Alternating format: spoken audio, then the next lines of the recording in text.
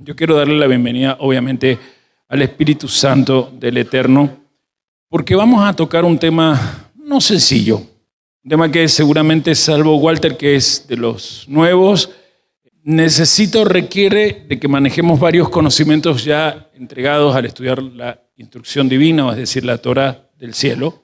Torá, no solamente para Walter lo informo, sino para la gente nueva que nos está viendo, se traduce como instrucción. Usted lo va a encontrar muchas veces traducido en la Biblia como ley. La semana mismo veíamos ordena a Aarón acerca de la ley de los sacrificios olá, pero la palabra ahí es Torá, así que es acerca de la instrucción de cómo llevar los sacrificios olá. Muy bien, nos toca ir a Mateo seguramente. Si bien yo voy a ir poniendo, porque hay algunos hermanos que dicen que le hace bien saber desde dónde hasta dónde conviene cada semana leer, eso es simplemente una alajá nuestra, una costumbre nuestra, no es necesario. Desde los objetivos pedagógicos me pasó con el Evangelio de Lucas y muy especialmente con Mateo. Quiero que entiendan que seguramente yo no voy a ir tocando todos los temas que cada semana usted va a estudiar. Decía que el objetivo de esta peregrinación por el Evangelio Buena Noticia de Mateo es más que nada ir a temas específicos. Permitir cada vez que vaya solo al libro de Mateo comprender algunas cosas que desde allí se rescatan. Hoy me toca detenerme con un tema central para la fe. Un tema que desde el capítulo 1, especialmente después de esa genealogía que trabajamos la semana pasada, donde cubrimos que para entender el Evangelio de Mateo, lo que tiene que ver con los secretos, según lo vimos en la explicación que Yeshua da acerca de las parábolas, primero yo tengo que entender qué es lo femenino de la creación, qué es esa energía, esa polaridad de energía que la luz eterna generó cuando fue creando las cosas al ir desde lo positivo a lo negativo, volver a lo positivo, volver a lo negativo. Ese zigzagueo de lo positivo a la derecha, a lo negativo en la izquierda, y volver a la derecha, y volver a la izquierda, hasta en algún momento encontrar en el centro la forma de condensarse creativamente. Toda la luz se condensó en ese centro que se llama mundo físico. Lo conocemos como Malhut, un cielo donde todas las cosas tienen en su esencia luz, pero la luz se encuentra oculta. El mundo físico vibra. Esto lo han probado después las distintas teorías de la física cuántica o antes la física de la relatividad de Einstein. Y aún podríamos encontrar esto en la física de Newton, un tremendo creyente y estudioso de las escrituras, que fueron generando lo que hoy, a nuestra altura, manejamos desde lo científico, teorías que hasta en la película nos hacen ver que sí es posible que más allá de este mundo físico podamos de alguna manera tomar contacto con las cosas que no se ven. El hecho de que sean invisibles, es decir, que no se vean, nunca significa que no existan. Y entre esas cosas que no se ven están las bendiciones, lo que se conoce como verajot. Entonces las verajot o bendiciones que usted sabe que están en lo invisible, nunca en este mundo físico se van a manifestar. Venimos con el error pagano de los movimientos del cristianismo todo, que le llama bendiciones a las cosas lindas que nos pasan en el mundo material. Conseguí un mejor trabajo, abrí un negocio, tengo mucha clientela, mi profesión es exitosa, me recibí, conseguí un buen cónyuge, compré un buen auto. Y quizás ustedes lo han visto a lo largo de ya muchos años, especialmente a través de redes como las que antes se usaban, Facebook o las de ahora, Instagram, la gente poniendo, los que son cristianos, Dios me ha bendecido con tal o cual cosa. Un secreto es que nunca aquí en este mundo actual, en el mundo asiá llamado Malhut, ¿cómo se llama este mundo? El mundo físico, el mundo de la fisicalidad, las bendiciones van a poder notarse como bendiciones. Apenas aquí se notan como si fueran el rocío de la mañana. ¿Vieron lo que es el rocío de la mañana? Ni siquiera podríamos decir que es un conjunto de gotas, porque es como algo que está allí, beneficia, es necesario, pero no es agua propiamente dicha, no es lluvia propiamente dicha. Bueno, eso sería, Dios me perdone por la rápida metáfora que estoy usando, alegoría, pero eso sería un poco la explicación de qué son las bendiciones. Las bendiciones no son posibles manifestarlas en un plano físico, porque las bendiciones, para que se manifiesten en un plano físico, necesitan que en plano físico primero devuelva a las esferas que no se ven todas las chispas de luz que todas las cosas tienen. La luz está condensada en este plano. Pero para que justamente el plano físico eleve todas las chispas de luz arriba, hace falta alguien que hable en el nombre del que puso su luz en todas las cosas. Y nunca van a ser los ángeles, porque los ángeles no tienen autoridad sobre el mundo físico. Dios creó en el mundo físico una especie de nave cósmica, una criatura especial, quiero decir, en la metáfora nave cósmica, porque es el perfecto microcosmos donde Dios sí se puede meter, porque se parece al macrocosmo que Él creó, aún con lo invisible, y desde esa criatura, esa nave cósmica, permítanme decirlo, es decir, el hombre, poder hacer que la boca humana hable para que lo que está fuera de ese hombre se sujete a lo que ese ser humano dice. Pero para que ese ser humano diga lo que Dios necesita que esa boca diga, hay que aceptar el lado femenino de la luz, es decir, el discipulado. O sea, el rigor de querer estudiar los secretos del cielo, revelados en las Sagradas Escrituras, pero no simplemente porque leo la Biblia y la entiendo. Eso es bueno, pero es apenas un primer paso. Me decía el pastor que nos visita que está planeando con su esposa, creo, ir a clases de natación. Y me alegré. Dice, el único problema es que todavía no sabemos nadar. Pero no importa, las clases de natación empiezan con el que no sabe nadar, donde no sabe, hasta que logra hacer lo que cualquiera necesita para saber nadar, animarse a flotar. De ahí todo lo demás es fácil. Pero ¿por qué pongo esto?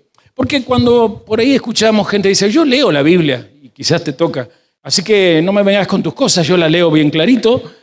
Claro, la Biblia, gracias a Dios, es bien clarita cuando es leída. Eso se llama a nivel literal.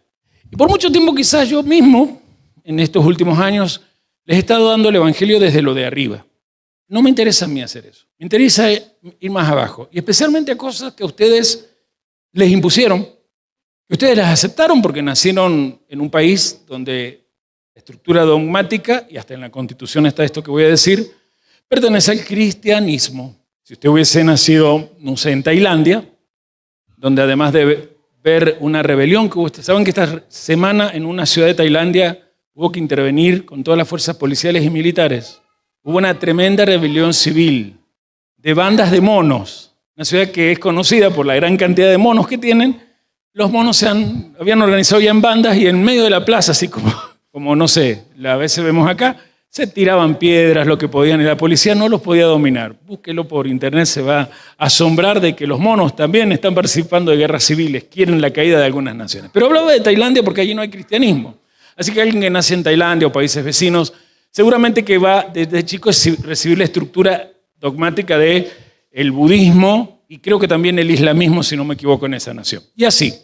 Entonces, volviendo a nosotros, que de chico nacimos en una estructura mental dogmática de una religión llamada cristianismo, ¿quién de los que esté aquí nunca escuchó, en el dogma digo, que Yeshua, o Jesús, lo vamos a decir como el dogma lo dice, fue concebido por obra del Espíritu Santo en el vientre de la Virgen María y así nació de la Virgen María? En pocas palabras, ¿quién nunca, atención con la consigna, nunca oyó acerca de que Jesús nació de una mujer virgen? ¿Quién nunca oyó esto?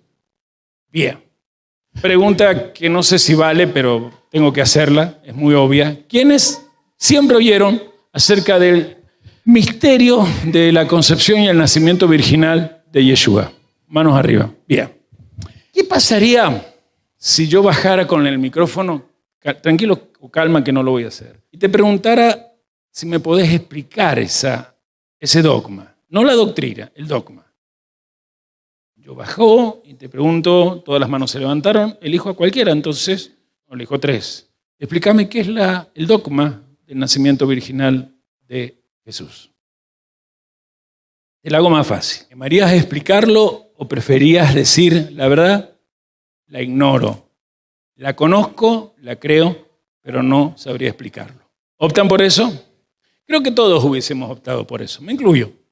Porque aún yo, cuando hice en mi carrera lo académico en la teología, no recibí mucha información dogmática de parte de los profesores de doctrina cristiana acerca de esto. Había que aceptarlo sí o sí.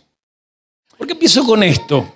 Para que despertemos un poquito de cómo estamos aquí, lo que va a quedar en la transmisión cuando ya el community manager lo trabaje con su equipo.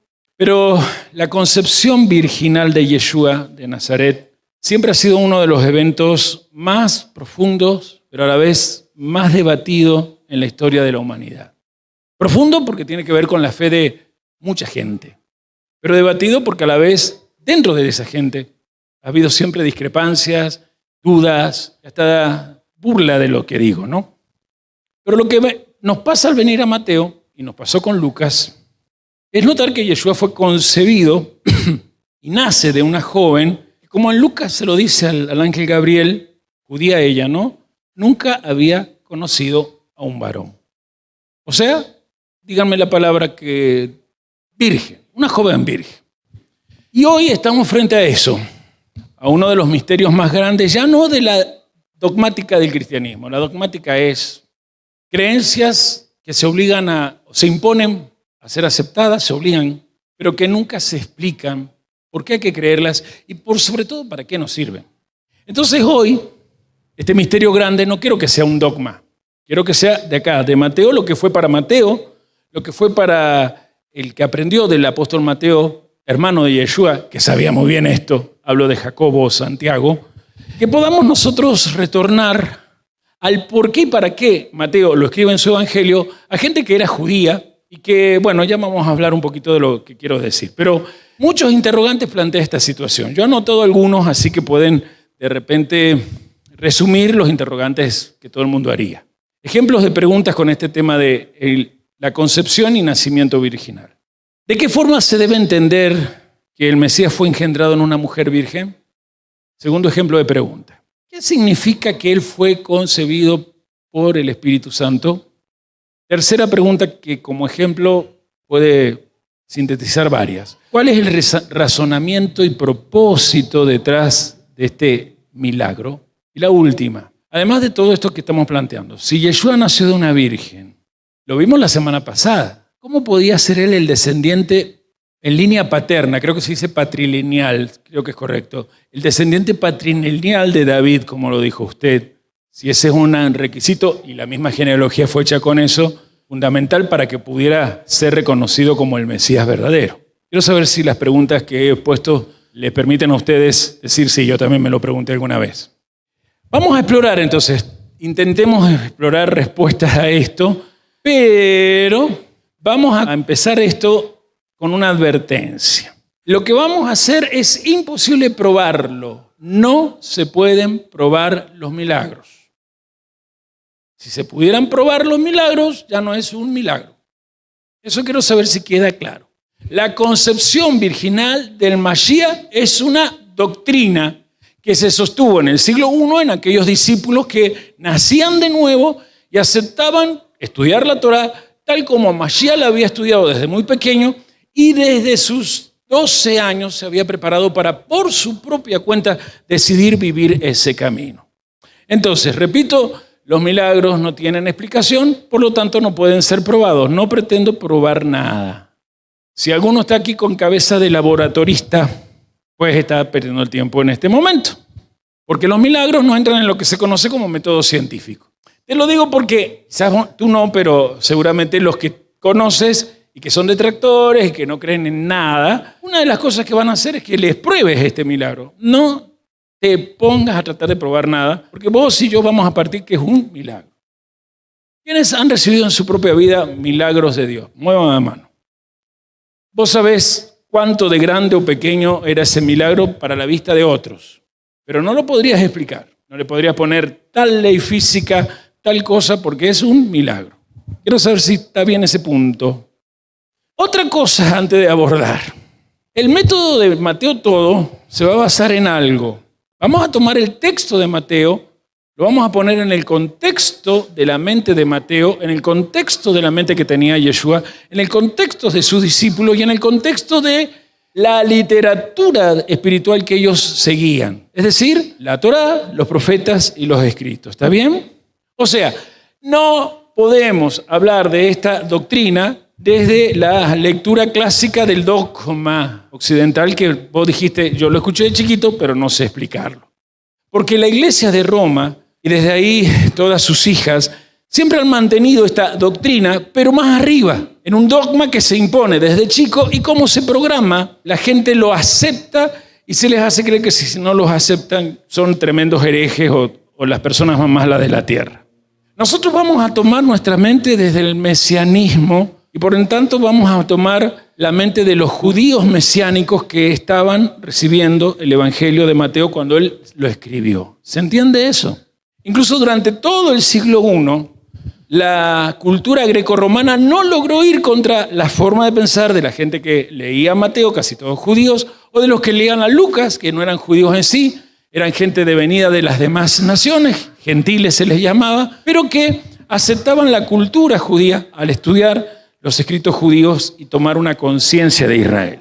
Mateo se escribe con un objetivo: probar la mesianidad de Yeshua porque tiene linaje, trae estirpe davídica. Y esto había que probárselo, no solo a los que están leyendo a Mateo, todos judíos, sino especialmente a todo el resto de la gente que era de las demás naciones. ¿Me escucha eso? El problema que pasa para usted y para mí es que han pasado 2000 años y en ese tramo, especialmente desde el siglo IV hasta el siglo IX, aparece un movimiento político que se va a llamar, allá por el siglo IX, Iglesia Católica Apostólica Romana. No es un movimiento religioso. Para los que no lo sepan, la Iglesia Apostólica Romana tiene su sede ¿en dónde? En la ciudad de Roma, pero Roma no es la sede de la Iglesia Católica, es un lugar que está dentro de Roma. ¿Qué es Vaticano? Un estado, un país. Entre las curiosidades, el más chico del mundo, porque es ni siquiera una manzana. Lo que usted ve cuando hay lo que ha visto seguramente estos días, si lo vio en los noticieros, eso es el país. Ese es lo geográficamente país. Si es un país, no es en sí un movimiento espiritual. Los países los rige la religión o la política. Primordialmente la política. Que alguna vez yo le he dicho que la religión se codea, pacta, otro tema, y eso lo notamos. Es imposible que la política exista si no hay una religión que pacte con ella. Otro tema, pero como Estado mucho más grande, es el Estado más grande de la Tierra. Porque ese Vaticano, que es el país en cuanto a geografía más chica, tiene en cada lugar donde haya una parroquia catedral, escuela católica, jurisdicción. Y todo lo que entra en esos límites se tiene que sostener, o someter, mejor dicho, a la cosmovisión geopolítica del que gobierna en Vaticano. En estos tiempos, un ocupa argentino llamado Mario Bergoglio, que ya que tuvimos hace una semana el tema del Día de la Memoria, si usted ve la historia de los dos papas en Netflix, no sé si la han sacado, usted ahí nota que han querido dar a entender cómo él participa y queda ese sesgo de su participación en los desaparecidos. Pero ¿qué quiero decirte con esto? Este Estado es la continuidad de un Estado que por 1000 años logró hacer que, justamente en la época de Jesús, por ejemplo, la gente se sintiera oprimida desde lo político y lo económico. Cuando Yeshua no viene a traer un mensaje bonito cada sábado, él traía un mensaje revolucionario. Tan revolucionario que cuando el Estado de Roma, Imperio Romano, está cayendo en su fuerza política, al emperador Constantino se le ocurre en el siglo IV pactar, ofrecer distintos recursos, entre ellos donar la ciudad de Roma a todos los obispos que estaban allí. No sé si se cumplió o no se cumplió, hay todo un debate histórico con eso, pero todo eso dio lugar a que cuando llegó el siglo IX, o sea, habían pasado, siglo IV contemos, 5, 6, 7, 8 y 9. Habían pasado 500 años donde lo que era un movimiento revolucionario anti-imperio político se había convertido en la fuerza de un imperio que ahora yo necesito que entiendan que este pasaje de una muchacha llamada Miriam en hebreo y de su virginidad pasó a ser el centro de su fuerza política. A vos, como naces tantos siglos después, nunca se te dio por investigar esto. Pero la virginidad de María es el centro del culto católico apostólico romano. Y es la fuerza política del catolicismo y de todas las iglesias que se dicen salidas de ella, ¿no? Divididas de ella. O sea, si vos tenés que volver a la pregunta que hice, te darás cuenta, esto de la virginidad de María, así lo voy a decir, es Miriam, pero María, tenía fines políticos. Por ejemplo, hacer énfasis en la palabra virginidad. Porque cuando pasa el siglo IX y aparecen las cruzadas, aparece una propuesta, una fuerza que por aquel entonces le otorgó al emperador del Vaticano, al Papa de ese entonces y de los siguientes tiempos, mucho poder político, mucha economía. Esteban, vos más o menos que estudiaste historia te das cuenta cuál es la fuerza que aparece con esto de hacer énfasis en la virginidad de María. Si sabes o te das cuenta bien, y si no, no hay problema, no es problema para mí. O alguien que le ayude a Esteban. Está cerca, más que nada en los monasterios, ¿qué se pedía? Y se sigue pidiendo. Castidad pedía Pablo y la pedía cualquier judío. Castidad la pide la Torá. El celibato. El negocio del celibato hizo que esta doctrina se convirtiera en un dogma. Porque se hacía tanto énfasis en la virginidad, porque ¿qué se ganaba con el celibato? Vos entras al monasterio o te haces sacerdote, que es un sacramento, cualquiera sea tu deseo en esa orden, tenés que firmar tu voto de pobreza. Y en el siglo X, siglo X, XI, XII, XIII, los que más se anotaban por causa de las cruzadas eran los condes, los duques, los príncipes. O sea que el voto de pobreza, que no saben qué cosas le daban, todo bien que poseían. Sean joyas, sean bienes muebles, sean inmuebles, que eran muchos. Y aún, en el caso de aquel tiempo, los que eran señores o condes entregaban con sus bienes inmuebles a la gente que vivía adentro. Negocio, ¿eh? Y todo porque encontraron que esto del nacimiento virginal les podía dar dinero. ¿Y qué hacemos nosotros? Lo que hacen ciertos grupos judíos, negar de que esto sea verdad. Hay unos X grupos de raíces mesiánicas que explican esto. En realidad, Jesús sí era hijo de José, porque José, con eso que ya estaba casi desposado con María, no se aguantó las ganas y fornicaron.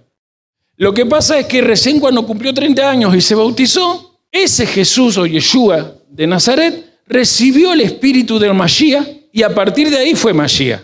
Eso, por si no lo sabes, se llama ebionismo. Ya estaba en el siglo I. En el año 70, cuando se destruyó el muro de Jerusalén, salían todos esos que Pablo combate, que decían que tenés que circuncidar. Y querían que se circuncidaran hasta los circuncidados. Para aquellos que están aquí son circuncidados, ustedes saben cómo es su miembro en circuncisión. Le ha quedado una pielcita. Pero cuando estudiamos Hanukkah sabíamos que esa pielcita, los griegos le enseñaban cómo agregarle ciertas pieles y volvían a tener prepucio. Entonces, para que aquello no ocurriera, aparecían estos grupos judaizantes, le dicen los cristianos, pero en realidad se llamaban los ebionitas. Ebionitas viene de esa palabra de ser pobre de espíritu. Pero en realidad ellos son los que van a ir dando pie a lo que después Juan escribe el Evangelio para combatir. Porque los ebionitas se dividían también en sus doctrinas y decían, no, en realidad Jesús no era Dios, ni tampoco se encarnó en una virgen, pero sí era alguien que parecía humano. Si alguien lo hubiera tocado, se hubiese dado cuenta que habló en idiomas nuestros. Era como una especie de holograma. En aquel entonces no existían los hologramas, pero para que usted entienda. Todas esas cosas llevaron a que esta doctrina, que sostuvo desde Mateo y desde la carta de Santiago a judíos, en la certeza de que los judíos que se burlaban de ellos porque creían que Yeshua era Mashiach, el descendiente de David, y decían, están locos. Ese Yeshua, o Yeshua para nosotros, es hijo de un soldado romano que esa tal María o Miriam conoció y se lo encajó al tal Yosef. Todo eso pasó en el siglo I, aún en el siglo II. Aún hoy hay películas que hablan de estas cosas. ¿Y a nosotros qué con todo esto? ¿Qué? Todo. Porque aquí es donde yo quiero entrar a ver si pudiese de alguna manera acercarme a todo lo que significa. Yo le decía al pastor Adolfo, estoy nervioso porque esto es mucho. Y hay algo que sabemos, y vuelvo a esto del nacimiento sin duda, y es que él fue engendrado en esta mujer virgen. Dice Mateo 1:18 así. El nacimiento de Jesús el Cristo fue así.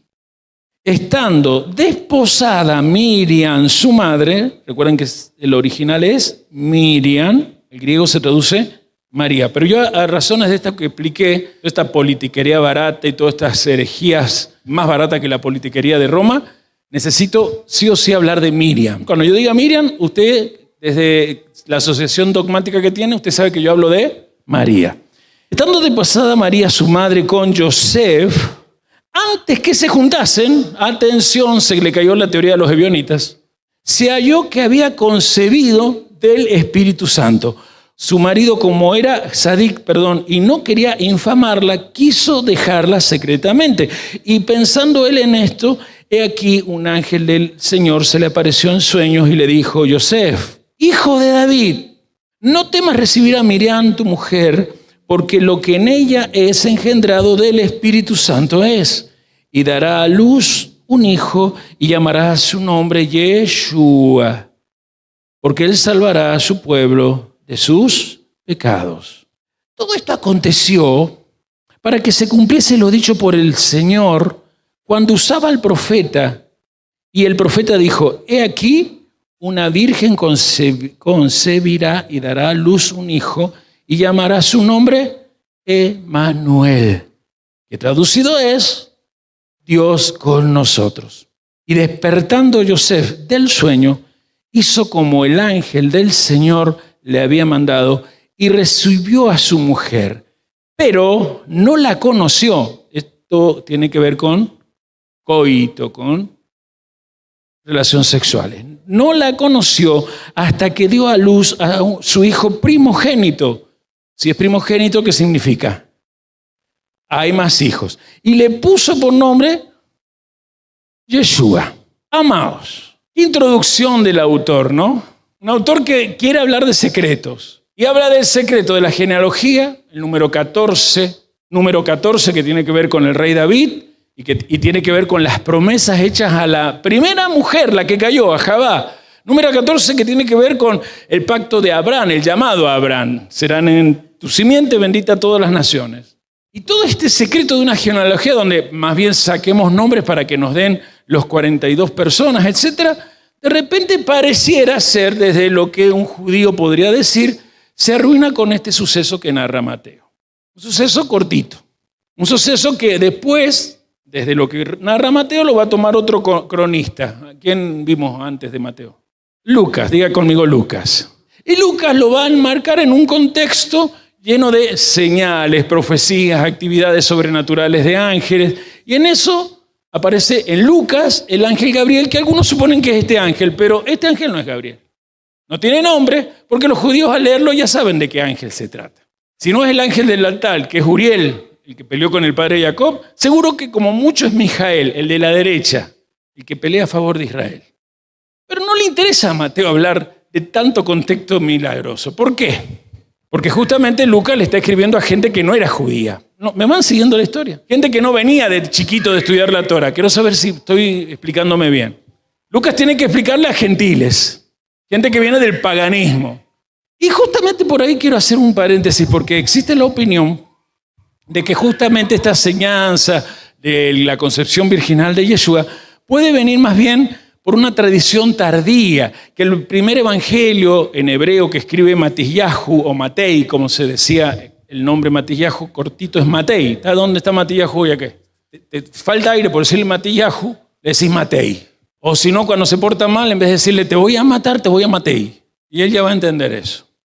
Pero volviendo al tema, cuando Matei escribe, lo escribe en hebreo, y como después el trabajo de él lo transcriben al arameo y al griego, algunos dicen, ahí es donde se intoxicó de lo que Lucas contaba. Y Lucas necesitaba contar estas cosas porque como sus oyentes eran todos gentiles, le tenía que poner una especie de sabor así, de dioses o ángeles o cosas que bajaban. ¿Ustedes creen que es así? No hay duda, mis amados, que lo que está haciendo Mateo no es una clase de teología. Él quiere dejar, los lectores que lo van a leer, la certeza innegable de que Yeshua es del linaje de David. Porque para un judío es importante el linaje. O sea, si el que se va a casar con mi hija pertenece a Monte Santo, me alegro. Menos mal que ya se casó mi hija con uno de... Me hubiese asustado pensar en que fuera el príncipe de Holanda. Mucha guita, pero poca riqueza de Torah. Entonces, linaje importa porque el linaje tiene que ver con fe, emuná. Y Mateo no está hablando intoxicado ahora por el griego Lucas que tuvo que poner cosas para que los paganos entendieran, porque no se pretendía ayornar o acomodar la buena noticia al mejor gusto de la gente, como hoy quizás en cualquier iglesia se hace ese comercio. Ay, déjenme descansar. Si en lo primero la genealogía quiere demostrar dinastía, linaje, estirpe davídica, no se va a poner a poner una historia un poco complicada para un judío. Además, esperen, acabo de decirlo. ¿A quién está principalmente dirigido el Evangelio de Mateo cuando lo escribe? judíos. Entonces piensen conmigo, ya que hablé de la genealogía. ¿Qué sentido tiene esforzarse en aportar la genealogía, los vínculos que esa genealogía da con David, que solo le importa a Israel? No le importa a los gentiles. ¿Cuándo los gentiles se vinieron a enterar del rey David? ¿En qué momento los gentiles, y ahí vos, por ejemplo, te enteraste del rey David? Es fácil la respuesta. ¿Cuándo veniste a enterarte que existió un rey David? A través del momento que se encontraron con Yeshua.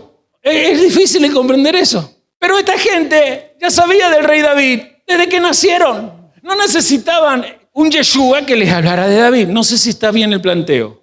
Entonces, ¿cómo Mateo, con judíos que saben quién es el rey David, se está esmerando en poner los secretos de una genealogía que demuestra que Yeshua tiene estirpe davídica y de repente aparece con una especie de relato pagano? ¿No sería como escupir al cielo y te caiga la escupida? Como tirarse piedra el mismo.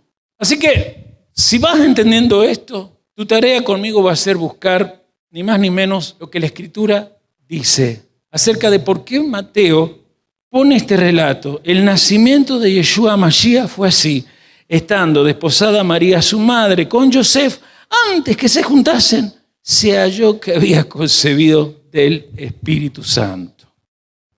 Y más adelante, el verso 22 y 23 dice, todo esto aconteció para que se cumpliese lo dicho por el Señor, es decir, por Yud-Heh-Vah-Heh, el Eterno. ¿Cuántos dicen el Eterno? Por medio del profeta, ahí no lo nombra. ¿Por qué no nombra al profeta? Porque los judíos saben a dónde estaba esta cita.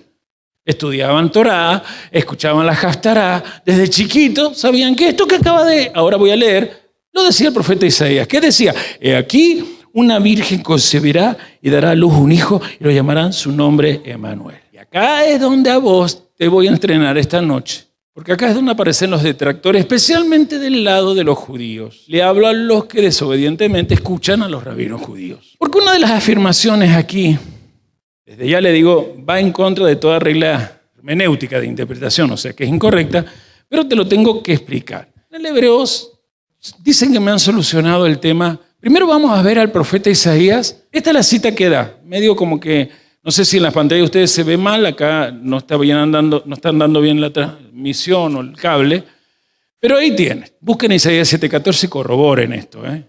¿Sí? Esta pregunta se hacen los detractores. ¿Por qué los cristianos cambiaron la palabra alma, y ahí tienen la traducción, mujer joven, por betulá, cuya palabra al español es virgen? Esa es la pregunta que hacen todos los detractores, especialmente gente judía. Repito, hay más palabras, pero hay dos palabras muy usadas en la Sagrada Escritura para hablar de una mujer, digamos, virgen, una muchacha joven. Diga conmigo, alma y betulá. Alma en realidad es doncella, mujer joven, muchacha joven, ¿sí? Sería como las chicas que están acá y no pudieron ir a la convivencia. Ellas serían en hebreo alma. Alma acá, donde está Julieta, allá está otra alma en hebreo, allá está otra alma. Sí, todas las mujeres mayores de 12. Pero por otro lado está algo que también puede o no aplicarse a cualquiera de estas alma. Es la palabra betulá, significa mujer virgen. Así que me parece conveniente aquí aclarar este tema, porque si bien es un tema muy discutido y los detractores lo usan mucho, necesitamos nosotros ver que realmente tanto alma como betulá no se contradicen. El problema está que acá este texto que está traducido como la palabra virgen antes estuvo en griego. Y en griego no hay tantas palabras para virgen, en griego hay una sola. Que no la puse ahí, pero no importa. En griego se dice partenos, digan conmigo partenos. Y se traduce solamente como virgen, no como muchacha. Pero en el hebreo, alma y betulá pueden llegar a ser traducidos como virgen. Entonces yo aquí quiero venir a la Escritura. Vamos a buscar la base para mostrar que Mateo no está yendo a un mito, a una leyenda. Cuidado, que están en los canales de escritos mesiánicos. Yo le he puesto incluso el primer videíto que habla de la concepción virginal, habla de teólogos cristianos. Hay muchos teólogos cristianos que aseguran que esto es un mito que Mateo escribió. Por eso para mí es importante en este tiempo de estudiar lo femenino escondido en esta noticia. Esta doctrina, desde el siglo I, sostenía la fe de los primeros seguidores, ya sean judíos como gentiles. Era parte del evangelio que se proclamaba. ¿Qué quiero mostrar? Primero, Mateo era judío, lo dijimos, ¿verdad? Y especialmente de una tribu.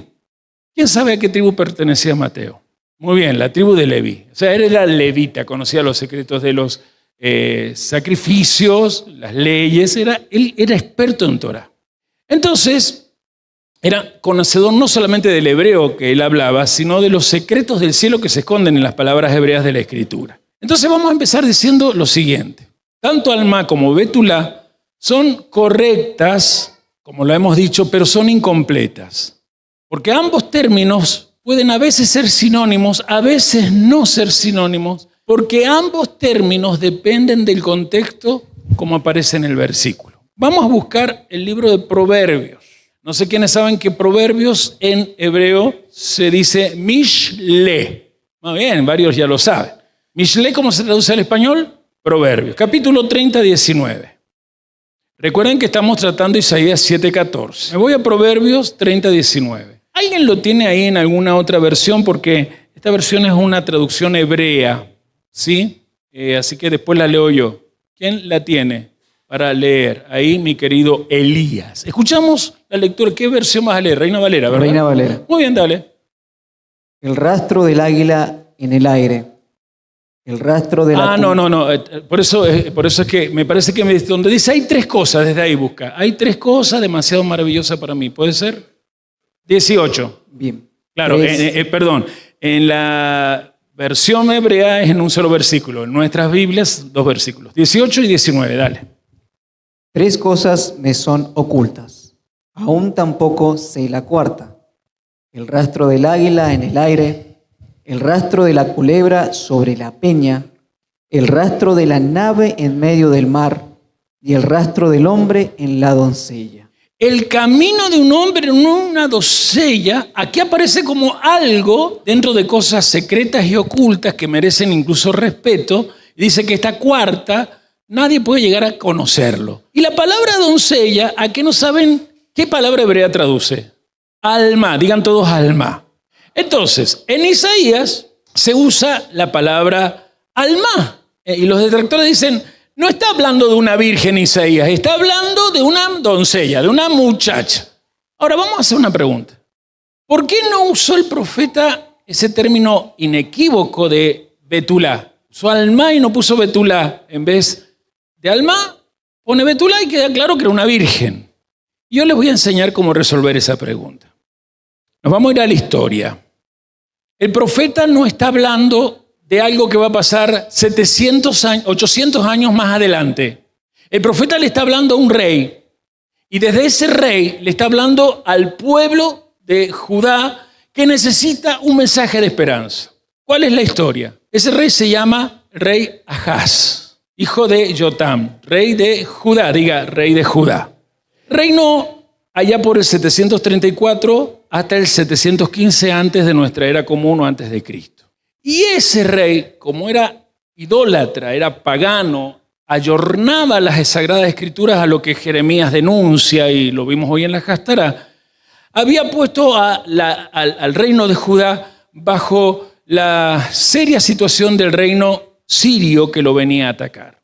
Es donde aparece el llamado al profeta. O sea, el profeta ha vivido bajo un rey maravilloso, pero ahora se encuentra que aparece este tal Ahaz y está llevando a la nación al exterminio. Porque en realidad los sirios eran igual que los asirios, los que se habían llevado al reino del norte. En realidad eran asirios y hacían desaparecer. Y la unción regia, es decir, la unción mesiánica, hablada por nuestro padre Jacob, sobre Judá, no podía irse del reino de Judá, no podía desaparecer de Judá.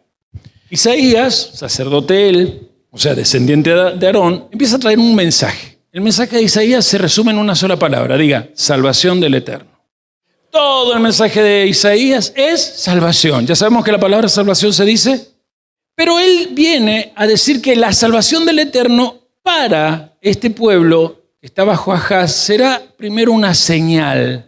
Y ahí es donde habla de que justamente esa señal será un alma que va a quedar encinta y que dará a luz un hijo. La pregunta que tenemos que hacernos es, ¿quién es esa muchacha joven? ¿Quién es esa doncella?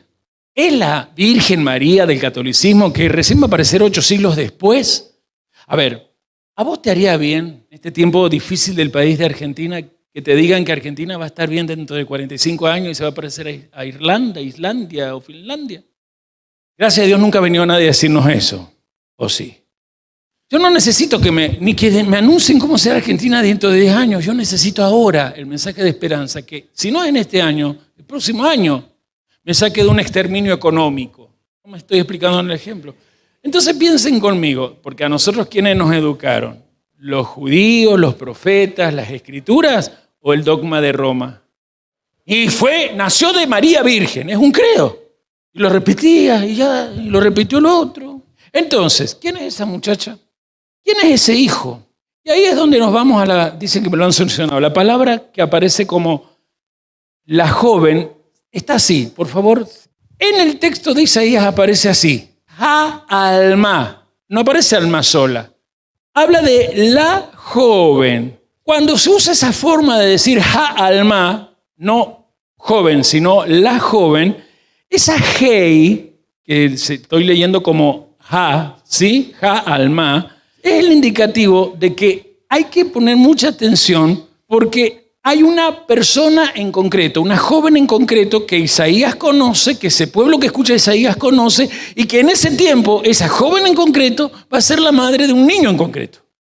Ahí se dividen los sabios judíos en quién es esa joven. Pero todos saben, y por eso se burlan de nosotros, que no habla en forma concreta de la Virgen María que después iban a adorar los cristianos cuando el Roma se impusiera como religión católica. Ellos saben que no es así. Algunos de los sabios dicen, está hablando de la esposa del rey. Entonces se van al libro de Crónicas, segundo libro de Crónicas, perdón. Me voy a ir yo primero porque tengo acá el capítulo, más no tengo el versículo. Segundo de Crónicas 29 y dice, comenzó a reinar Ezequías, 29:1, siendo él de 25 años y reinó desde allí 29 años en Jerusalén. El nombre de su madre fue Abiyá. Ahí dice Abías, pero es Abiyá, la hija de Zacarías. Abiyá Bat Serjayá, así es como se traduce, es como se llamaba ella. Algunos sabios dicen, era la esposa del rey Ahaz, y se está diciendo que la señal es que el país va a quedar bien, porque el rey Ahaz será un corrupto, pero la esposa va a tener un hijo que le va a cambiar al país su suerte. Ese hijo se llamaba Ezequías. ¿Los aburro? Por eso los sabios, si está escrito en el Talmud, le llamaban a Ezequías el tipo de cómo será el Mashiach. Mateo escribe en base a esa sabiduría. Mateo sabe que se espera un reinado de un descendiente de David que será al estilo de Ezequías, un rey que tirará la idolatría del pueblo y llevará al pueblo a que quiera y ame la pureza. Por eso en el pasaje se habla de una señal. Vamos de nuevo a Isaías. ¿Qué pasaje cita Mateo? Aviso que es una introducción, no vamos a poder hacerlo todo, pero el que se interese, yo se lo dejo en una muy buena transmisión. Dice así Isaías 7:14. Por tanto, el Eterno mismo, Adonai, dará todos gritamos, señal. He aquí la alma, es decir, la virgen, es aquí la muchacha, no una muchacha, la muchacha, la conocían, ¿verdad? Concebirá y dará a luz un hijo y llamará su nombre Emanuel.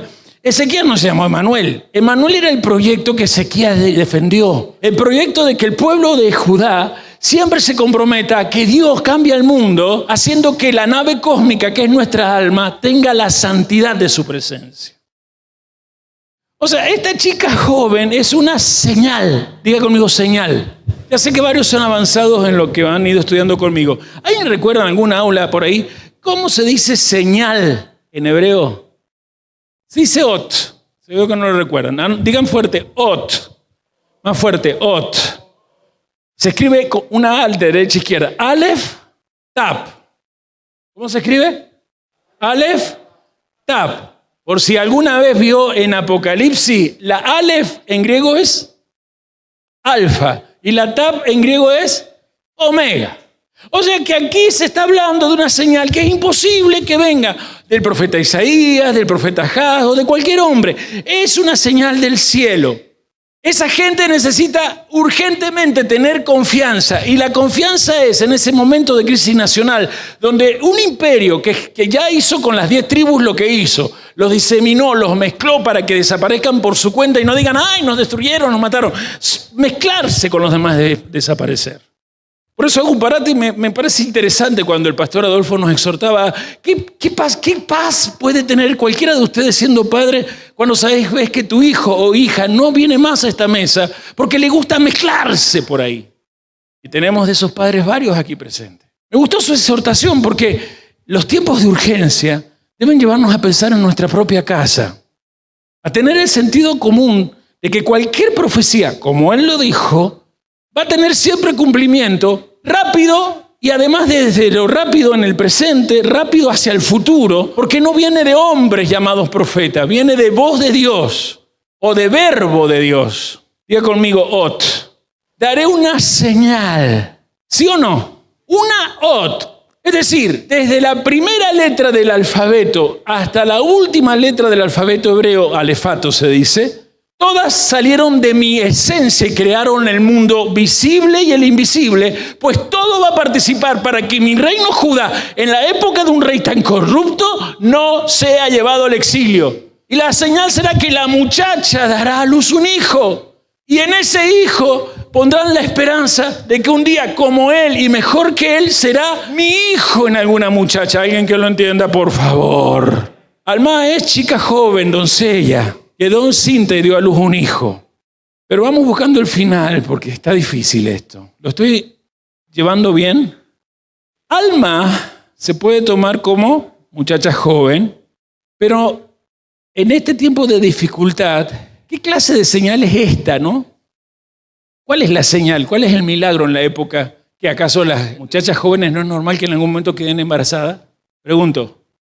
O sea, a ver, el Eterno, el Señor tiene que venir del cielo para darle una señal. Una muchacha embarazada. Opa. Además, una muchacha que se queda encinta, ¿cuál sería la señal que demuestra que la historia de un país va a cambiar? ¿En qué se enmarca eso? Primero ya lo sabemos. En ese caso, y para ellos, en que ese niño se convirtió a los 20 años en el rey Ezequías y gobernó 25 años. ¿Y cómo lo sabemos? Porque se lo llama como el Sadik. ¿Qué es un Sadik? El que trata de enmendar el mundo que está hecho bolsa. Especialmente el que trata de enmendar el mundo hecho bolsa por el padre, por los ancestros, por las iniquidades de los que habitaron antes nuestro país. Para los que no nos saben, él restableció lo que hemos hablado esta semana, lo que habló la Haftará del pastor, estableció especialmente la abodá, el servicio correcto del templo. Pero atención, yo hago la pregunta porque no me puedo quedar con la historia de ellos, porque Mateo no lo está aplicando a algo que pasó hace 800 años atrás, está hablando unos 40 años después de que incluso este tal Yeshua Mashiach ha ido voluntariamente a la cruz y desde el Gólgota entrega su sangre en un Pesaj, y al tercer día, después de 3 días y 3 noches, se levanta de entre los muertos. Durante 40 días le aparece a sus discípulos, a los 12 primero, a los 500 que se le aparece, luego asciende delante de todos ellos y les dice, en Shavuot viene la promesa del Espíritu Santo, y de alguna manera eso tiene que ver con que cambiaría la historia, no solamente de Judá, sino desde Judá, la historia de todas las naciones. La promesa dada a Abraham. 7:11, pide para ti una señal. 7:11, vamos ahí. 7, Isaías 11. Habló también Yahvé acá, le dijo, pide para ti señal de Yahvé tu Dios, demandándola, ya sea de abajo en lo profundo o de arriba en lo alto. Declara eso, pide para ti una señal, pero acá no es hot. Al rey Acaz le dice, pide para ti una lejá, es decir, algo que para ti, no para generaciones futuras, para ti y solo desde ti sirva, para que una vez que te mueras, al menos alguien que de ti salga, el desastre que has hecho vos con la nación, la pueda arreglar. Entonces diga conmigo, una cosa es ot, señal de los cielos, ¿verdad? Y otra cosa es lejá, Dios dando una señal a alguien para su vida. Una cosa es la profecía de ese hombre que llegó, no sé de cuánto, caminó todos los barrios habido por haber adyacente al 26 de enero con su suegra, sus niños todos pequeños, buscando el culto, y llegó cuando yo dije amén, ahí llegó. Imagínate que vos llegás, encontraste la iglesia que tu suegra tanto insiste. Y entrás y el pastor que te frente dice, amén, Dios los bendiga. Y él vino la profecía. No te hagas problema, volvés y venís en un auto. Eso que yo le hice fue una lejá, una señal para él en ese tiempo. Le bajó el decibel de la bronca, de todo el polvo que había que caminar por aquel entonces en aquellos barrios. Hoy está hormigonado, pero en esos tiempos no. Y además caminar, nosotros trabajamos con el comedor en esos barrios, así que caminar desde el Belgrano nomás. Todo el Belgrano, el Dorrego, donde estaban los Arancibia para colmo. Era caminar todo eso y necesitaba una señal él, una lejá. Pero cuando él llega con su señal cumplida, el auto, que lo estrenó viniendo a la congregación en Independencia, le estoy dando el ejemplo, Dios se encargó de todo lo que empezaron a vivir desde ahí, de empezar a dar ot. No era la palabra de un varón para un varón que necesitaba bajar los decibeles y decir esto va a cambiar. Es la palabra del Eterno que hoy le hace que ustedes lo aplaudan diciendo qué bueno que viene el pastor Adolfo. No lo entienden. La concepción virginal de Yeshua está conectada con la historia de todo un pueblo que aunque 1000 y 3000 veces tenían a veces reyes que eran más vale pegarle una patada que seguirlos, eran psiquiátricos totales. Sin embargo, Dios daba a esos una señal personal y al pueblo una señal celestial. ¿Cuál es la señal celestial? El futuro. Porque Ezequías no se llamó Immanuel. Immanuel no es Ezequías. Immanuel es, según Mateo, el descendiente de David, Yeshua HaMashiach. O sea, si van entendiendo lo que es profecía, que de alguna manera el pastor los despertó a ustedes, yo creo que aquí vayamos buscando el fin. Y lo voy a hacer con una cita. Esto está en el Sanedrín, que es el Talmud 91b. Allí dicen los sabios, todas las profecías se daban para el tiempo presente, dando esperanza a ese momento, pero también para tiempos futuros. Por ejemplo, el canto Shirá, o cántico de Moisés, apenas pasó el Mar Rojo, constituiría desde ahí una profecía que hablaría de la resurrección de los muertos en el mundo venidero. Si Mateo le escribe a unos judíos es porque esos judíos saben lo que es ser gente que maneja la profecía, que es un profeta, que es la profecía. Algo a compararte, vos me querías preguntar algo. Bueno, te van a llevar el micrófono y ese aporte me viene bien. Shalom a todos. Sí, shalom a todos y perdón, me olvidé que había. No problema. El aporte que yo quería hacer es que mi versión decía que pida para sí una señal de confirmación.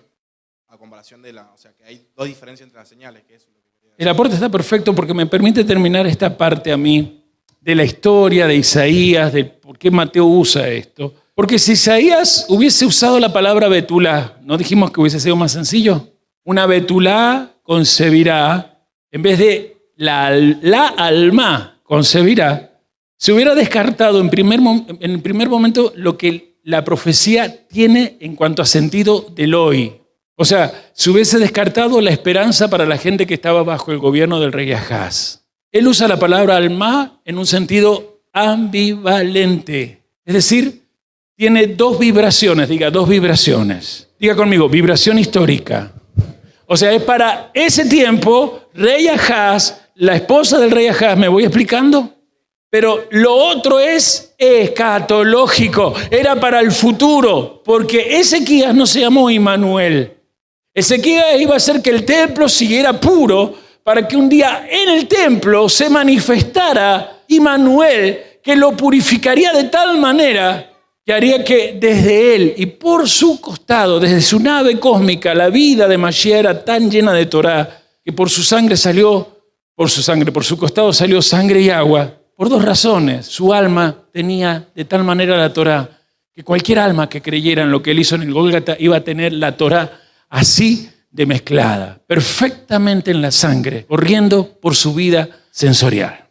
Isaías 9:6. ¿Alguien puede leerlo? ¿Están muy cansados? ¿Sienten que esto ya no da para más? Esto lo voy a llevar a terminarlo en un aula. Va a quedar en video, pero este video velo. Cuando llegue tu esposa, sí, no sé qué le pasó al apóstol, nos metió en el nacimiento virginal, así que te he extrañado, vamos al cuarto y te cuento lo que hizo Ahaz con su mujer. Porque al menos eso lo entendiste. Pobres los solteros que me miran, sí, ¿yo qué, apóstol? Ve el video. Ve el aula virtual. ¿Quién lo va a leer, por favor? No me di cuenta. Juan José, por favor.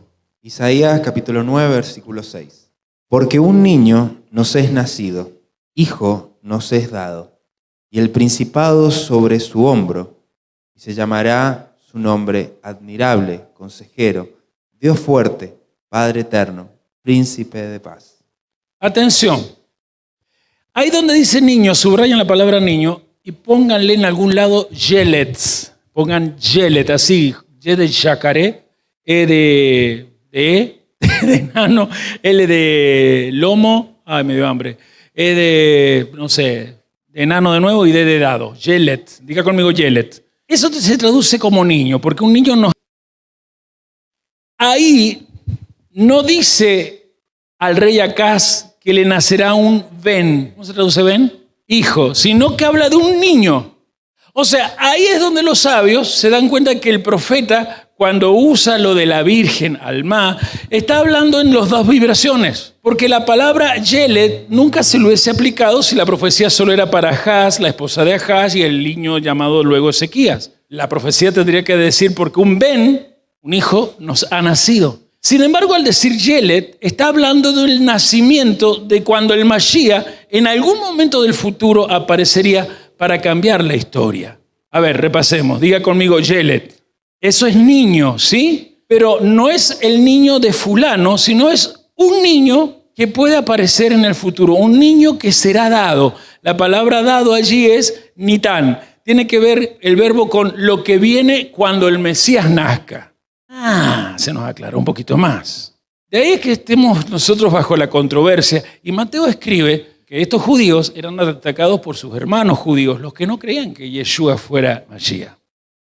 Y acá es donde yo quiero ir a Isaías, en donde dice en el versículo 6, porque un niño nos es nacido, hijo nos es dado, y acá está, y el principado sobre su hombro, y se llamará su nombre admirable, consejero, Dios fuerte, Padre eterno, príncipe de paz.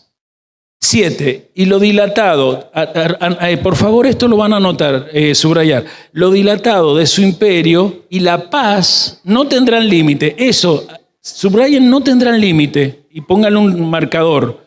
Lo dilatado de su imperio y la paz no tendrán límite, digan, no tendrán límite. Sobre el trono de David y sobre su reino, disponiéndolo y confirmándolo en juicio y en justicia desde ahora y para siempre. El celo de Yahvé de los ejércitos es el que hará esto.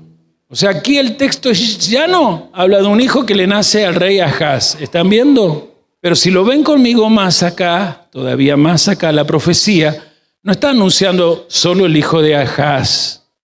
Si usted quiere encontrar relatos claros y precisos acerca del tema, cuidado con empezar a buscar en la Biblia contradicciones o cosas que ataquen. Sentido llano, peshat, sentido literal del texto, tiene claramente el argumento. El profeta está haciendo un anuncio relevante. Para la gente angustiada de ese tiempo, su país, los contemporáneos, está diciendo, tranquilo, los corruptos no duran mucho. Este corrupto se muere, pero muere y queda el que mostrará cómo en el futuro, así como hizo David y Salomón, será el reino de Dios cuando venga Mesías. Lo dilatado de su imperio, diga, lo dilatado de su imperio. Aquí aparece la letra men que hoy les hablé a ustedes. No sé si tenés la palabra la marvé. La marvé significa algo que incrementa, algo que es para el incremento. Acá es lo dilatado, ¿sí? Lo dilatado. O mejor dicho, estoy traduciendo mal. La marvé es donde dice no tendrá límite. Lo dilatado no es la marvé. La marvé es no tendrá límite, no tendrán límite. ¿Qué significa eso? Lo que se incrementa. En vez de llegar hasta acá, se sigue incrementando. Diga conmigo la marvé. Dije que tiene una letra mem. ¿Sí? ¿La puede alguien distinguir? De derecha a izquierda. ¿En qué lugar está la letra mem? Ahí está. Está segunda, diga, segunda. Diga conmigo la marvé. Acá está traducido, lo remarcó, ¿verdad? No tendrá límite. Ahora, esa mem es segunda. ¿Debería estar así escrita? ¿Cuándo se escribe así? Diga todos conmigo, al último de las palabras. La mem es así, cuadradita, cuando le toca ir al último, mem final, pero es segunda. ¿Qué pasó? ¿Se equivocó Isaías, los escribas? No, el hecho que esté ahí es lo que los sabios desde Esdras en adelante se preguntaron. ¿Por qué la mem que siempre es abierta dentro de las palabras, aquí aparece cerrada. Les digo la pregunta tal cual está en el Talmud Sanedrín 94.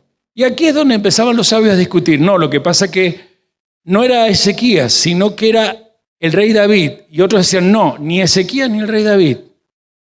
Se está hablando así porque del rey David, que venía Ezequías, un día aparecería en la misma línea el Mashiach. Y se va a notar en esto, en este gran secreto.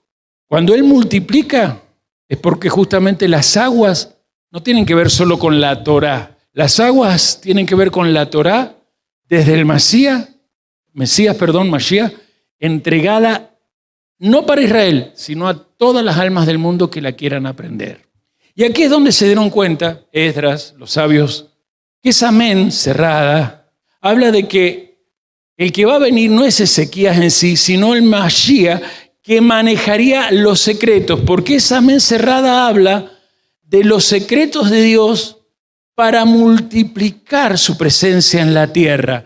Y eso es el proyecto Immanuel. La amén cerrada, dice el Sefer Habanir, esto está en el Talmud, entendemos que siempre simboliza el útero de la mujer. Porque en la palabra útero, que ahora se la van a poner allí, que se dice en hebreo regen, está la letra mem, pero ahí está abierta. La letra men es esa que parece una G, que no es ni G ni Het, es la men abierta. Entonces el mismo Talmud dice, cuando nosotros vemos la men cerrada en la palabra le marbe, no hay un error gramatical, hay una insinuación de secretos de Dios, de que el Mesías será concebido en el interior de la Virgen de Israel, pero en realidad representada en una muchacha que no conoce varón, cuya matriz está cerrada. Por eso no conoce varón.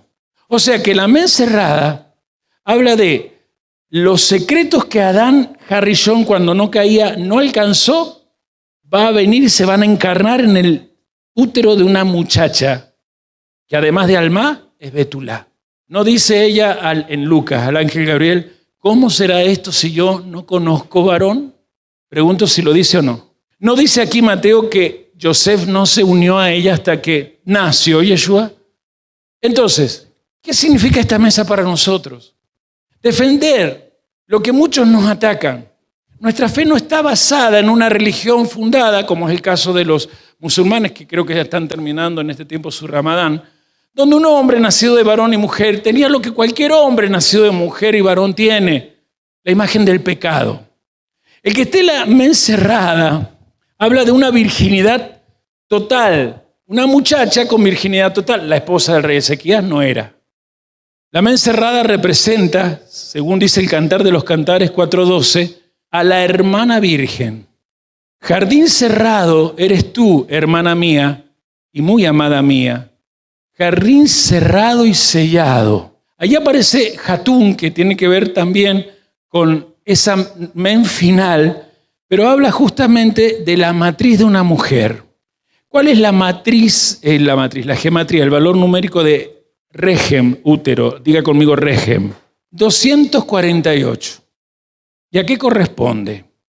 A los 248 miembros del varón y la mujer. O sea, los secretos de Dios se van a hacer humanos en un futuro, y entonces esto que sienten ustedes, que pronto se solucionará porque viene una señal para el rey Acaz. Se va a purificar hasta su nombre porque se le va a dar un hijo a través de la muchacha, pero allá, en el futuro, escatológicamente, una muchacha ofrecerá su útero para que los secretos del cielo se encarnen en ella. Y desde allí, como lo dice el ángel, salga la salvación para todo el mundo. No quiero seguir más porque veo caras transformadas. Parece un instituto de estética esto, pero de un instituto frustrado en estética. Porque siquiera los vieras más joven, más buen mozo, tanto, esta es la cara que veo en todo. Eso es señal que las neuronas le cambió de un hemisferio a otro y saltó. Pablo, Juan Gonzalo y a quien le estoy haciendo ticún, Isaac. Pablo, yo ya terminé acá. Así que lo que me aportes tiene que ser conclusión, tiene que ser algo que... Pero preguntas también, no hay dudas. Dale. Shalom. Es algo que estaba pensando mientras estaba explicando todas estas cosas. Claro, entonces Mateo le escribió a los judíos y... de nuevo esa parte, ¿qué? Que Mateo escribe a los judíos, A los ¿no es cierto?, judíos, todas ya. estas cosas. Porque ahí se entiende cuando los judíos esperaban a alguien como el hijo del rey Acaz, alguien que viniera a gobernar, que hiciera un país, qué sé yo, una maravilla. Pero Yeshua no hizo eso en cuanto a la visión de ellos. Sí lo hizo, pero no en cuanto a la visión de ellos, por eso lo persiguieron mucho. Es más, Yeshua también dijo que lo iban a perseguir. Se ve que no leyeron la parte de Isaías cuando dijo que molido iba a ser por los pecados, ¿no es cierto?, para que justamente se purificara el pueblo. Él iba a ser el intermedio de purificación entre el Eterno y ellos mismos. Entonces, claro, yo me daba cuenta de que agarran, bueno, que usted también lo explicó, esos mismos judíos o los mismos sacerdotes agarraban la Torá a su conveniencia. Dice, bueno, listo, viene el Mesías, saca a los romanos y nosotros somos el único pueblo. Cuando Yeshua mismo dijo, si ustedes le hablaran a este monte y le dijeran, si tuvieran fe como un grano, dijeran este monte, sal de aquí y échate al mar, era dar la Torá a todos, hasta los gentiles. O sea que ellos querían todo para ellos. Entonces ahí se entiende esa parte que decís, claro, qué mezquinos que son en ese aspecto. ¿Qué? Qué mezquinos que son ellos en ese aspecto. Amén. Cuando también se supone que ahora, creo que en este tiempo, los judíos que están ahí, no todos, pero están haciendo lo malo delante del Eterno. Como decía acá, que después hubo un rey que hizo lo malo. Claro, ellos quieren todo para ellos. Entonces nos ven a nosotros como, creo que no nos ven como nada. Si hablamos de Yeshua, si hablamos del Eterno mismo, es como que no nos correspondería porque es solamente para ellos, no para nosotros. Bien, yo con eso voy buscando un buen final, pero yo sí no agrego nada, sino que yo hago una conclusión. Si va Juan Gonzalo, después acá. Mientras llega Juan Gonzalo, yo agrego una conclusión que provoca lo tuyo en mi alma y que nos recuerda todo. Cuidado cuando la doctrina de la Torá se vuelve una estructura dogmática para dar fundamentos a movimientos egoístamente políticos. No sé si lo ven aplicable a eso. La doctrina de la Torá es para movimientos sobrenaturales. Ellos esperaban a alguien mejor que Ezequías y para ellos Mashiach iba a ser un rey propiamente judío que vamos, por ejemplo, los celotes, pero todos lo esperaban así, que sacaría de alguna manera tal poder, exterminaría a Roma con el soplo de su boca, ¿sí? Reducir la Biblia a mis intereses. Y no, Yeshua venía para que lo que estaba en el templo no estuviera solo en Monte Sión para los judíos de ahí o los judíos del mundo. Se tenía que ir al mar, a todas las naciones. Y pregunto, ¿qué había en el templo? La Shejina, la presencia de Dios. Porque Immanuel es que la presencia de Dios tenga una residencia, una morada, en un alma de varón, como los que estamos acá, en un alma de mujer, como las pocas que han quedado. Muy bueno, Pablo. Conclusión que sacó. Juan Gonzalo, te escuchamos. Yo quería hacer una acotación con la palabra útero, que le faltaba la mem final. La mem final. Sí, es verdad. Las dudas.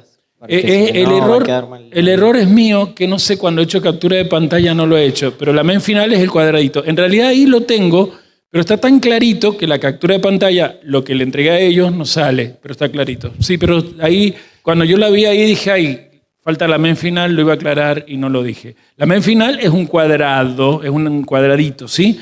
Entonces, útero tiene mucho que ver con eso que vimos, la multiplicación. Y ya quiero aquí hablar de por qué esta mesa es importante. Último, Isaías. Estoy con el profeta Isaías, Isaac.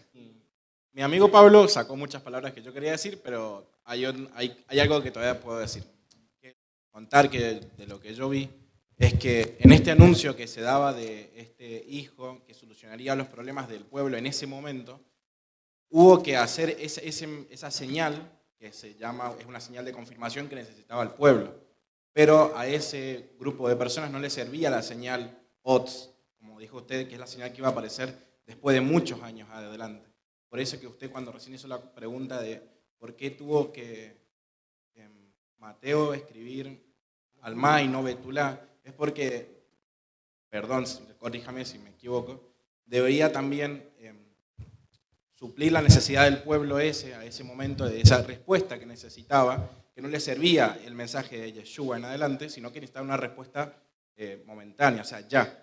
pero sí estaba el mensaje de esa señal odds, no señal de confirmación como era ese hijo, que iba a acontecer muchos años después. Bien, ahí voy a aclarar algo o agregar algo que tiene que ver, ya lo pondré en el aula, pero vayan llevándoselo al pastor Adolfo y venimos a la mesa. Si hay alguna otra acotación, Franco, bueno, entonces, ¿quién levantó primero? No sé quién. Franco primero, bueno, vaya Franco, después Moisés, sería pastor Moisés y pastor Adolfo. De lo que dice Isaac, por favor, escuchen, lo voy a ampliar. ¿Se acuerdan cuando el siervo de Abraham tiene que ir a buscar la esposa para Isaac? ¿Cómo era el nombre del siervo? ¿Elifaz? Eliezer, gracias, se me había olvidado, una laguna, perdón, Eliezer. ¿Se acuerdan que él pone de condición varias? Y una es que sea Betulá. Pero ahí en el texto hay un juego sinónimo de Almá y Betulá. Aparece Almá, Betulá. Y el hermano de Rebeca va a decir, no es solamente Almá, una doncella, te aseguro que es Betulá. Almá es lo que se ve, Betulá, Betulá. Pero no dice el salmista, un buen varón no anda preguntando un secreto grande, ¿será Betulá esa chica? Porque eso es una falta de respeto desde el lado que la Torá dice. Y cuando Isaías lo pone, y después Mateo lo pone, es para mostrar este juego con respecto a la sombra o tipología que nos deja Rebeca, nuestra madre, que también es una tipología escatológica de María. María no es solamente una muchacha, ella tiene que afirmar, no soy solamente alma, no conozco varón. Y no se haga... ¿Y qué está diciendo? No pienso conocer varón porque estoy desposada. La costumbre no la voy a sacar. Que haga Dios como Él dice que lo va a hacer. Es muy fuerte eso. Cuando lo empezamos a entender así es muy fuerte. Pastor Moisés, Pastor Adolfo y la mesa. Shalom. Dos cosas se me venían a mente con toda esta enseñanza tan rica. Por un lado, con el tema de Ot, que mencionaba usted y que me retomaba Isaac, frente a movimientos que ponen en duda que Yeshua sea Dios mismo, o que Él pueda ser justamente el Mesías, se me venía lo que él mismo cómo se define en Apocalipsis 3 veces, en Apocalipsis 1.8, 21.6 y 22.13, como el alfa y el omega, dice la traducción Reina Valera, pero sería el alef y la tab, que forman el ot, ¿no? Entonces él está diciendo yo soy, si bien puede interpretarse como yo soy toda la Torá porque abarca todas las letras, yo soy la señal prometida. Eso se me venía por un lado. O sea, como de alguna manera reafirmando que Yeshua mismo no está desconectado de lo que dijeron los profetas y de lo que dijo la Torá. Y por otro lado, lo que me queda a mí, pero entiendo que es para todos, es que de alguna manera esa virgen prometida también tiene que ser mi vida, también tiene que ser mi alma, porque justamente no tiene que tener... ¿Te puedo pedir que me hagas una pausa ahí que es perfecto? Sí. Por ahí va a ir mi final, te voy a pedir que lo hagas vos, pero quiero escuchar al pastor Adolfo y te retomo en ese final. Pastor Adolfo, su aporte. Y quiero que tengan muy en cuenta que esto ha salido en mi corazón, no solo por Mateo, lo dije hoy en el aula, enseguida se lo voy a reafirmar, sino por la parashá Zab, por esta excelencia de la ofrenda o sacrificio olá. Que muchos jóvenes dicen, qué aburrido esto. No, en los sacrificios se aprendía cómo se iba a poder reconocer el tema de Mashiach. Lo escuchamos, Adolfo. Como usted está cerca de la cámara, póngase acá cerca de la mesa si lo ven y no tienen que aguantar solo mi cara, sino dos caras que aguanten, podemos ganar el mundo. Bien, yo lo que, escuchando al aporte de Pablo, y Pablo Arancibia, no del apóstol Pablo, que tal vez quien dice, si él se lo propone y el Eterno lo respalda. Con respecto a que todos estos secretos que hemos visto, los judíos de ese tiempo lo conocían porque ellos eran conocedores de la Torá. Lo que ellos no aceptaban es lo que nosotros debemos aceptar, que es ese Immanuel, o sea, Dios con nosotros.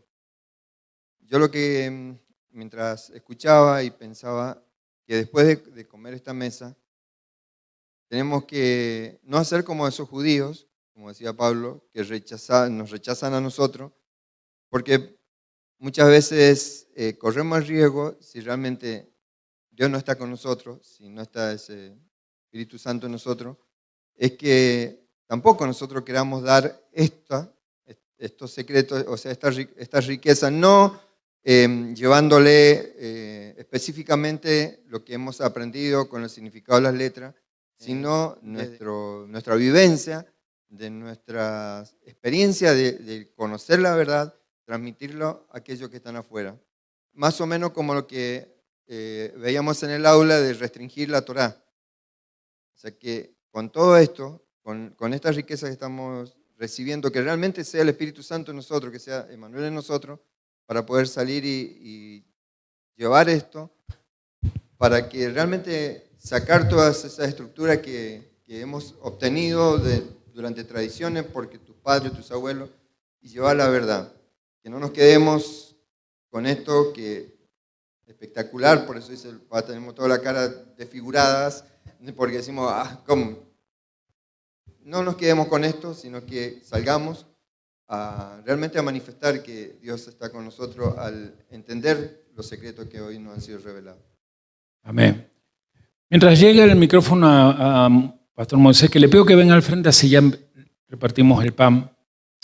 Seguramente lo que él va a decir lleva el por qué y el para qué. Quiero que vean conmigo el Evangelio de Mateo con más ganas de sumergirse. Han pasado una buena cantidad de años y somos varones hoy aquí, aunque hay mujeres a las cuales respeto y bendigo, pero creo que Pablo, Isaac, Pastor Adolfo, o los que han hablado, no dejan de representar a todos, aún a los que no hablaron. Yo creo que ya están en condiciones, sus almas, de que lo femenino empiece a dar luz, a concebir, a engendrar y a parir. Parir varones cercanos a ustedes, varones iguales que ustedes, jefes de familia, muchachos que van a la escuela, muchachos que con vos trabajan, donde hay esposas, donde hay hermanas, donde hay madres, donde hay niños, donde hay gente que quiere una señal rápida para su historia ahora, pero cuando ellos despierten con esa señal rápida para su historia ahora y se abran a Dios, se van a dar cuenta que hay una señal enorme para su futuro y su destino. No están nuestras mujeres, pero ellas van a llegar de una manera sorprendente. Nosotros no podemos recibirla simplemente con un evangelio llano. Tenemos que darnos cuenta que nuestra alma debe ser ese útero lleno de secretos, pero no para guardarlos. Pablo o Juan Gonzalo corrigiendo un error, a mí me demuestran que sí vale esto. Nos juntamos para aprender y ser enviados. Por eso le pedí a él que se frenara en eso de nosotros la Virgen. Porque en realidad todos nosotros juntos somos la Virgen. Dios necesita que la congregación empiece a parir. Walter, usted se encontraba vacío. Y capaz que no agarra todo esto, pero ¿sabe qué? Cualquier varón que hoy lo salude, usted agárrese del que le diga, qué bueno verte de nuevo. Y ¿sabes qué, Walter? Si no entendiste algo, contá conmigo, dame tu teléfono, te lo explico mejor. Pero ya de vaciedad usted ya no va a tener nada. Solo una vaciedad, la del útero de esta congregación que quiere más de Dios, para parir más Walter, o más Martas, o más Pablos, o más Josefa, o no sé cómo. Antes que el pastor nos dé la conclusión de lo que él quería decir y ir a la mesa, a mí me ha afectado mucho lo que está pasando en América Latina. Quizás ustedes ignoran lo que ha pasado en el estado de Guerrero. Hace tiempo ya el estado de Guerrero, México, donde yo pisé, donde yo fui usado por una mujer con mala intención para crear una iglesia y luego me pateó. Y ahora esa mujer solo se dedica a la política de AMLO. Pero en ese estado, donde yo fui a varias ciudades a llevar el evangelio, el narco, yo cuando estuve allí vi lo que hace el narco. Nunca me imaginé ver un ser humano formando una montaña. Su tronco cortado, perdón la descripción, sus dos piernas cruzadas acá arriba de sus dos piernas sus dos brazos cruzados y arriba la cabeza. ¿Cuánto hace que fui? Muchísimo tiempo a Acapulco. Por no menos 10 o hasta 12. Han pasado 12 años y eso está peor. Pero ahora ya no es solo el narco, sino los vecinos que se atreven a raptar el hijo del otro vecino para pedir rescate.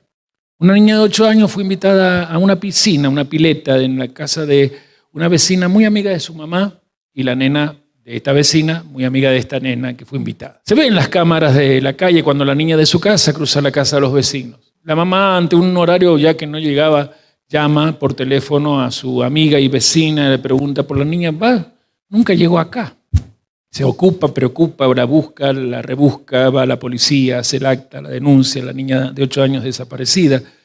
Pero en las cámaras se ve cuando esta vecina sale con una especie de canasta con ropa y el que es amigo, no sé qué, el taxi, y lo pone en un taxi y el taxista aparece también con aparentemente otra bolsa, una bolsa negra con ropa y lo guardan en el mismo lugar donde está la canasta.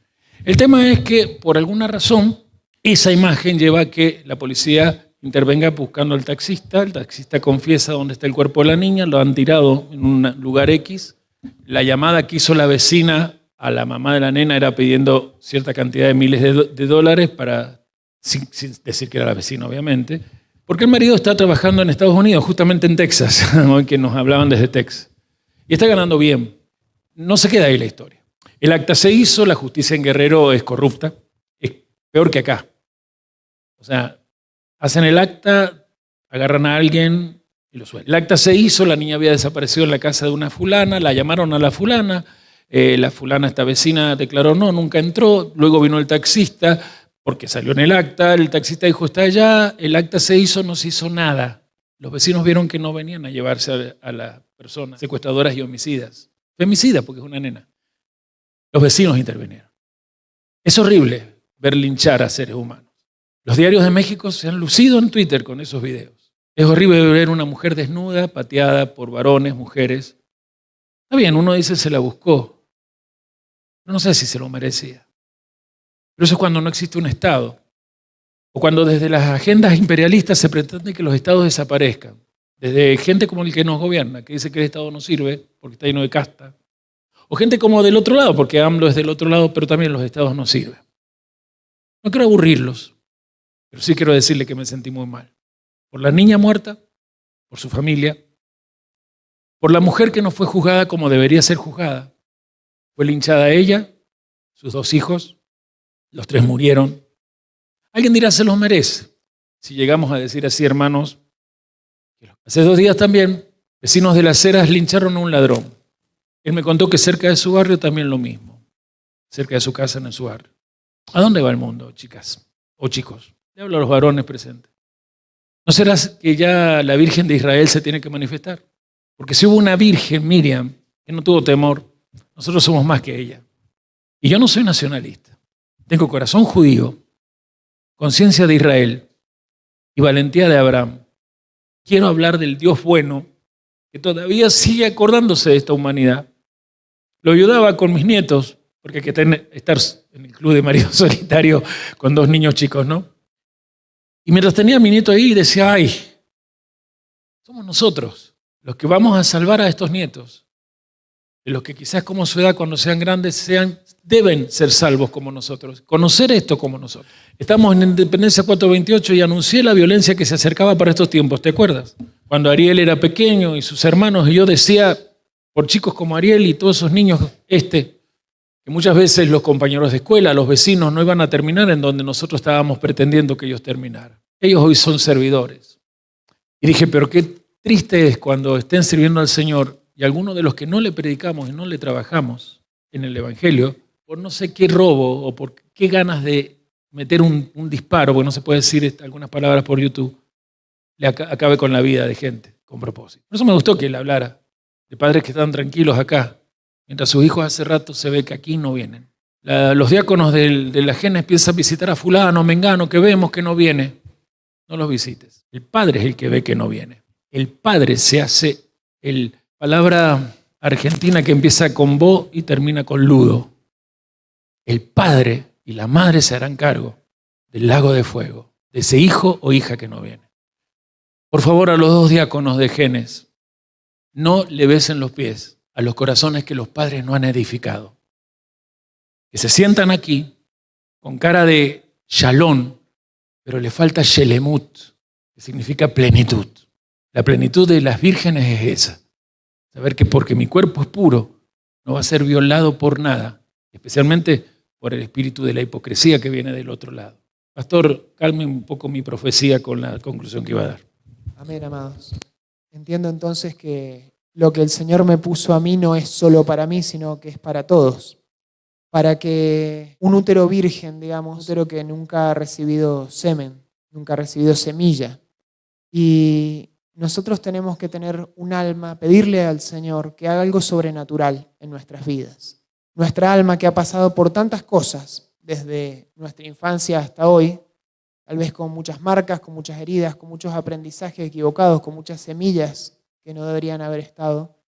Que sea el Espíritu Santo el que la renueve, la transforme, la haga nueva a nuestra alma, nos la haga virgen. ¿Para qué? Para que sea la semilla de este Evangelio, la que no solo entre en nosotros, sino que conciba, a fin de que nosotros podamos dar a luz al Mesías. Obviamente estoy hablando en términos metafóricos, para que las personas que nos rodean puedan palpar a este Yeshua, a este Cristo vivo, que lo puedan palpar, como decía el pastor Adolfo, no tanto desde los códigos que nosotros aprendemos, sino desde la transformación en nuestras propias vidas, en nuestras propias familias y desde allí hacia nuestro entorno. Amados, esa es la única razón por la cual tiene sentido congregarnos. Si no apuntamos a eso, entonces ¿a qué estamos apuntando? Permitámosle eso al Espíritu Santo y anhelémoslo, clamemos eso y no entremos en lo rutinario de venir acá, de estudiar una para allá, sino que a esto bueno, a estas buenas disciplinas, sumémosle el profundo deseo de hacer como dice la palabra del Eterno y que esa palabra se encarne en nosotros. Amén. ¿Comemos el pan? Mientras los músicos suben, nos vamos a lavar las manos. Músicos se la van a lavar primero, ¿sí? Quiero despedir a la gente del mundo, porque sigue gente del mundo. Saludamos a los hermanos de Chile que están con el pastor Daniel, ya nos están viendo. Los aplaudimos. Díganle, devuélvanos al pastor Daniel. Está en misión. Aplaudimos, vamos. Hay gente de Texas, hay gente de Colombia, hay gente de Chile, otros chilenos. Hay también gente de Uruguay viéndonos, así que yo me alegro de saber esto. Vamos por esas naciones, los bendecimos. No se pierdan la profundidad de este tema en esta semana. Gracias, Shalom y Shavuot Tov. Nosotros nos lavamos las manos.